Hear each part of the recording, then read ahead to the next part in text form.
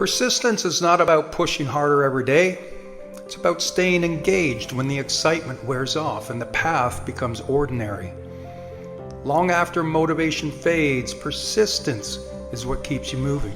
Not because it's easy, but because you've decided the outcome is worth the effort. Most people quit quietly, not in a dramatic moment, but gradually. They stop trying with the same care. They miss one day, then another. They tell themselves they'll come back later. Persistence fails not from one big decision, but from many small ones made without awareness. What makes persistence difficult is not the work itself, but the waiting. Waiting for results, for confirmation, waiting for proof that the effort matters.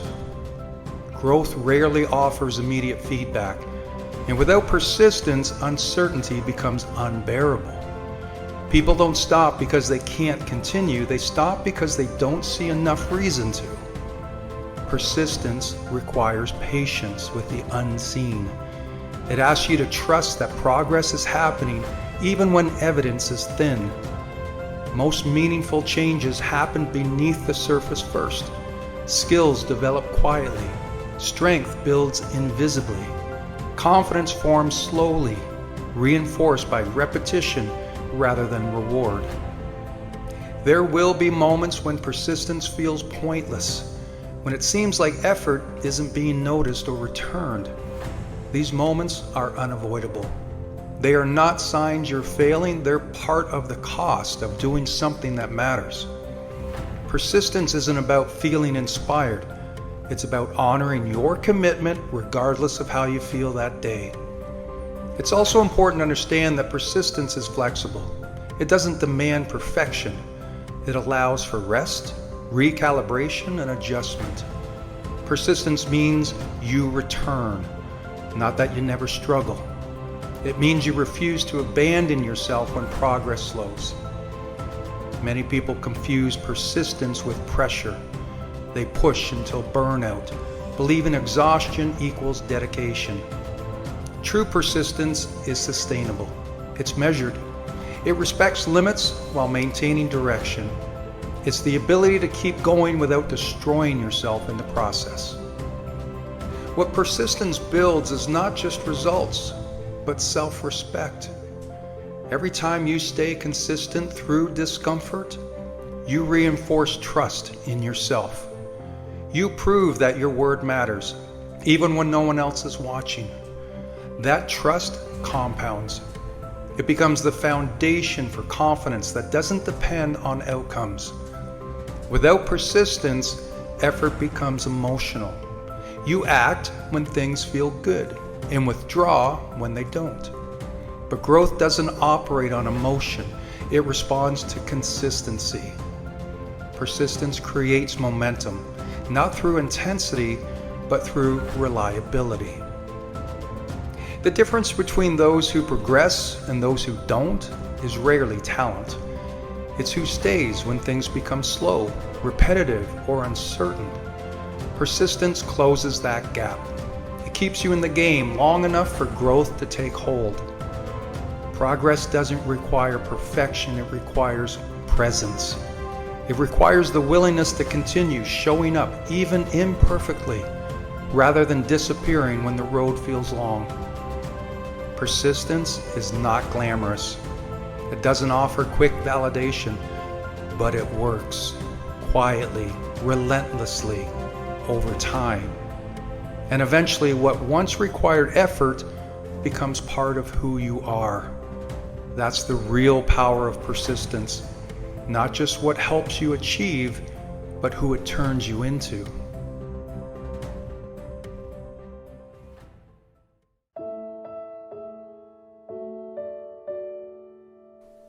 Suffering is something every one of us knows, even if we don't always talk about it.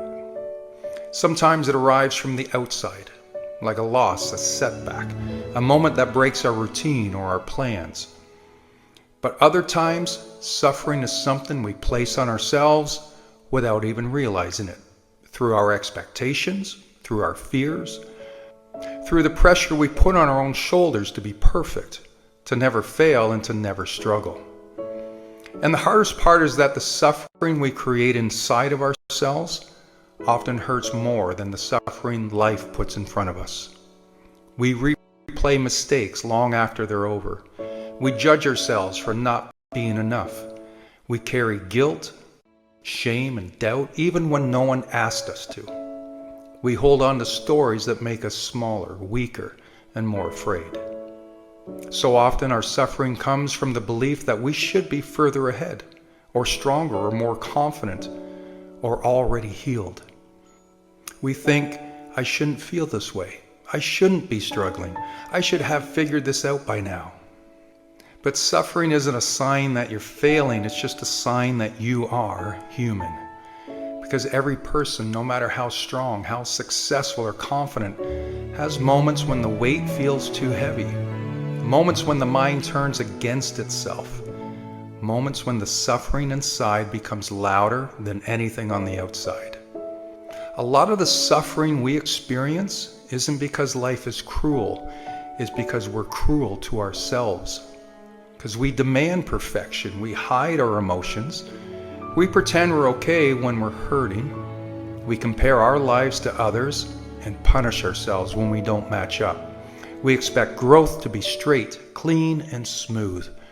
And when it isn't, we blame ourselves. But suffering doesn't mean something's wrong with you, because suffering is part of the path. It's a signal, not a sentence. The goal in life is not to avoid suffering, because none of us can. The goal is to understand it, learn from it, to stop adding to it. Because the moment you stop fighting your pain, the moment you stop judging it, the moment you stop believing you shouldn't feel this way, something powerful happens. The suffering begins to shift.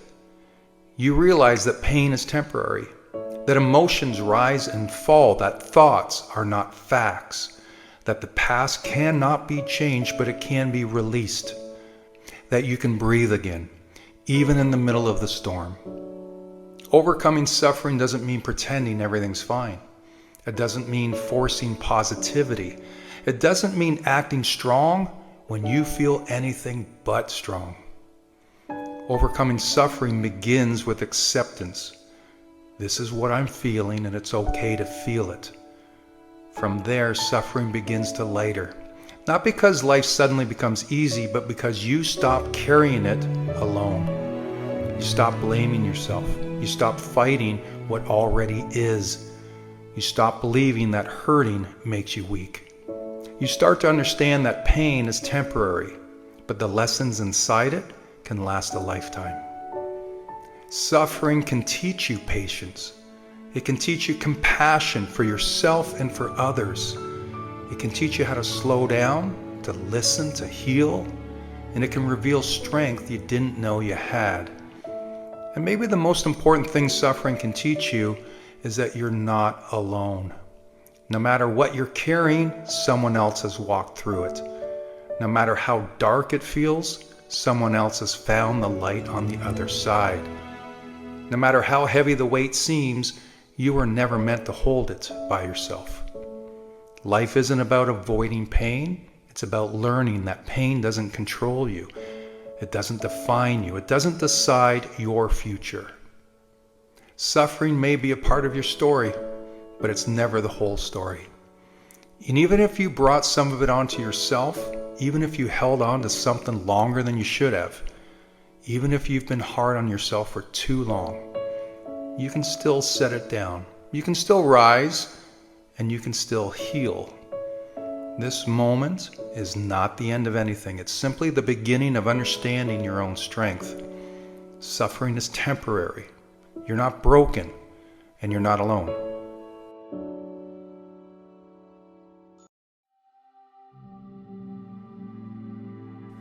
The voice of comfort is always present. It whispers to you in the morning when the alarm goes off. Hit snooze. You need more rest. It speaks when you think about exercising. Tomorrow's better. You should relax today. It shows up when you want to start that project, make that call, or have that difficult conversation. not now.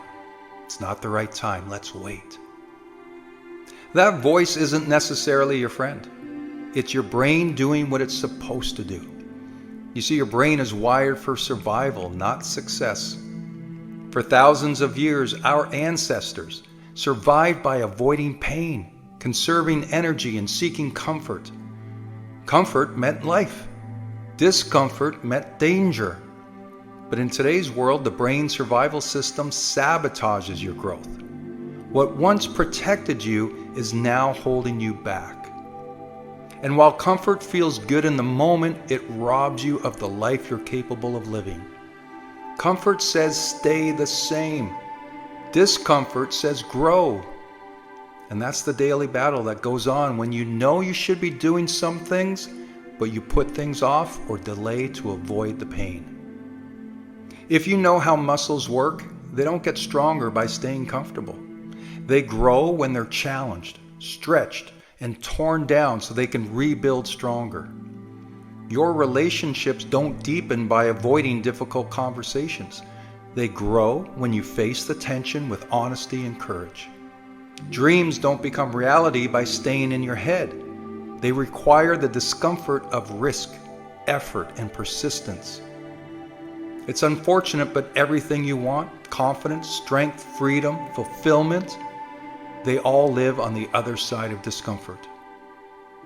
Now, before you go and question every goal you set, this isn't about living in constant pain or never allowing yourself rest. Comfort has its place. Rest restores you and joy replenishes you. But there's a difference between rest and avoidance. One fuels your future, while the other keeps you stuck. So the question becomes, which voice will you listen to? The voice of comfort that says, not today, not now, not you, or the voice of growth that says, it will be hard, but it will be worth it. You already know what's required of you. You know the steps. Whether it's eating better, moving your body, being more present, building the business, or finally dealing with the things you've been running from. The problem isn't knowing, the problem is choosing comfort over discomfort. But keep this in mind. Every time you step into discomfort, you retrain your brain. You teach yourself that fear doesn't own you, that challenges won't break you. Growth is possible. Each uncomfortable choice is like a deposit into your future, a future that comfort can never give you. In your toughest moments, remind yourself that pain is only temporary. Discomfort doesn't last forever. Workouts end, hard conversations finish, projects get done. But the rewards stay with you. Strength stays, confidence, momentum, they stay. The voice of comfort is constantly whispering in your ear. Recognize it, smile at it, and then choose discomfort anyway, because that's where your transformation lives. The life you want will never be built in your comfort zone. It will only come when you dare to step into the discomfort again and again, not because it's easy, but because you are capable of more. When you look back years from now, you won't remember the ease of comfort. You'll remember the pride of choosing growth. Because every step you take today outside of comfort is one step closer to the life you were meant to live.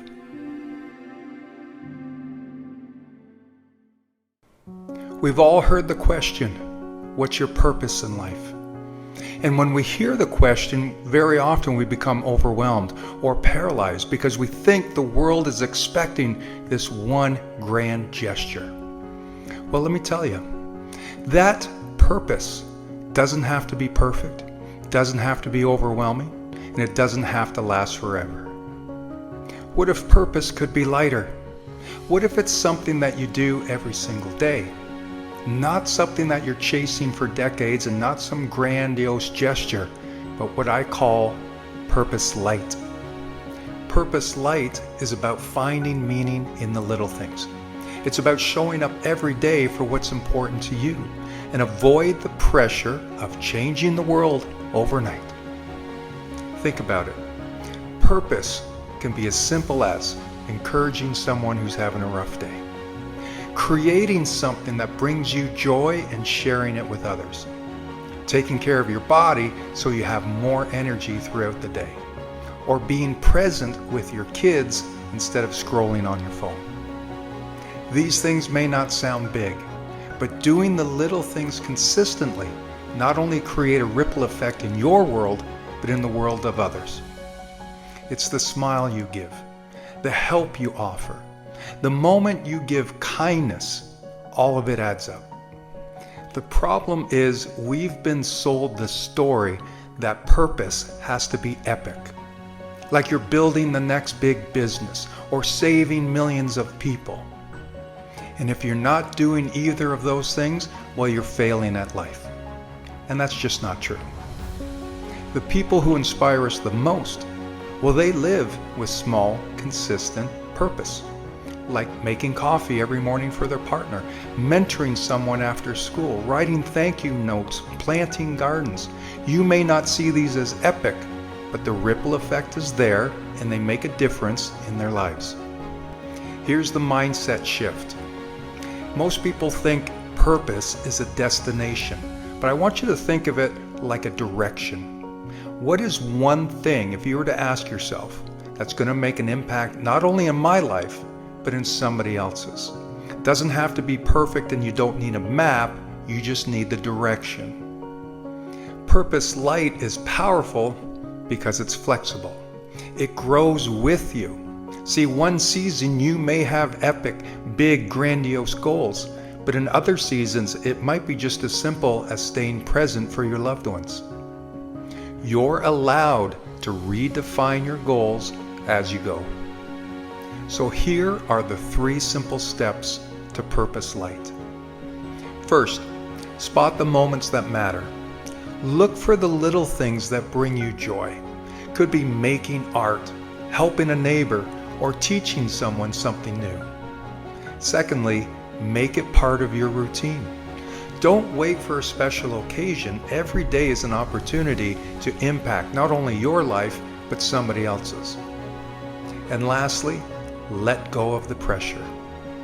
You don't need everyone's approval. You don't need a perfect plan. You just need to show up regularly. Purpose light doesn't mean you lack ambition. In fact, what it means is you found purpose in the day-to-day, the moment-to-moment. And when you live that way, something magical happens. Those little moments add up to a life you can be proud of. So maybe today, your purpose isn't to save the world. Maybe it's simply making one person's world a little brighter. And that's enough, because you're enough. And if you keep doing that day after day, you'll look back and realize that small purpose wasn't so small after all.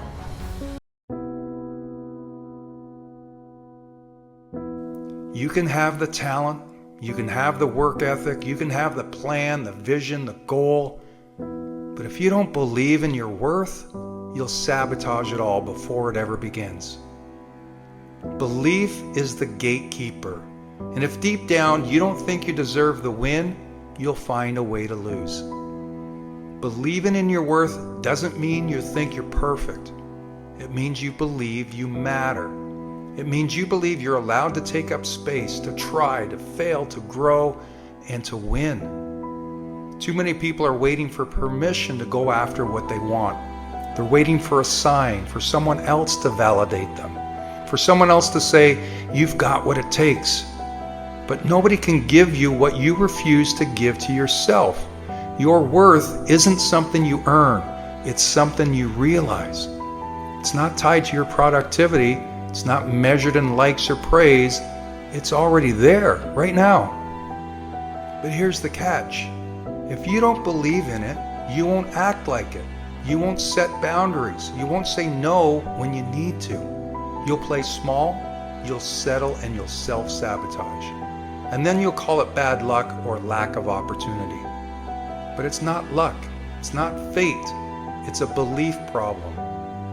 When you believe in your worth, you speak differently, you walk differently, you show up differently. You stop chasing people who don't see your value. You stop explaining yourself to people who never listened in the first place. You stop tolerating the bare minimum and start demanding better from yourself and from others. That's where winning starts. Winning starts the moment you say, I'm not here to prove I'm enough. I'm here because I am enough, period. And maybe you weren't taught that. Maybe you were raised to downplay yourself.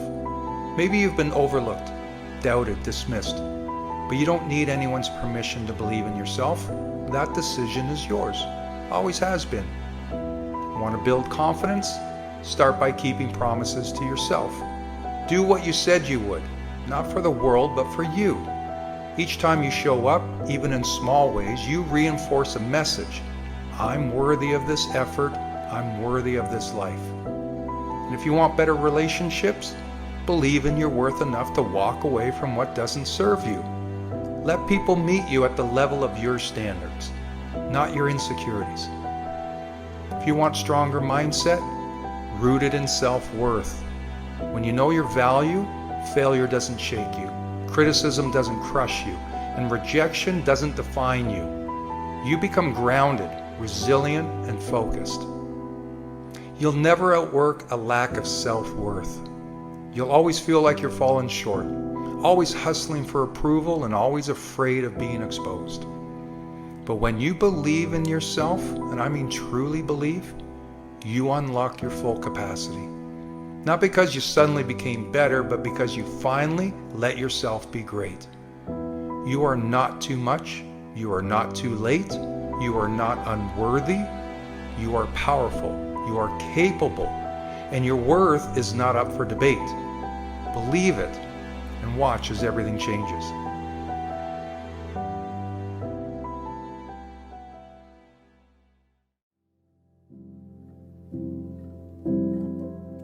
There will be moments in your life when you feel tired, mentally, physically, emotionally. And when that exhaustion hits, your mind starts to whisper, maybe this isn't worth it.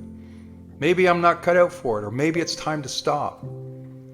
But I want to remind you that there's a big difference between resting and quitting. Rest is part of the process. Quitting is the end of the process. We live in a culture that worships hustle. Push harder, grind longer, sleep less, work more.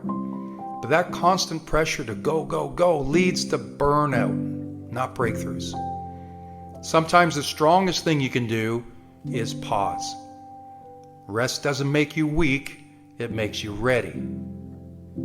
There is wisdom in taking a breath, in stepping back, and giving yourself space to recover and refocus. Whether you're building a business, training for a goal, healing from a loss, or just trying to make it through the week, rest is necessary.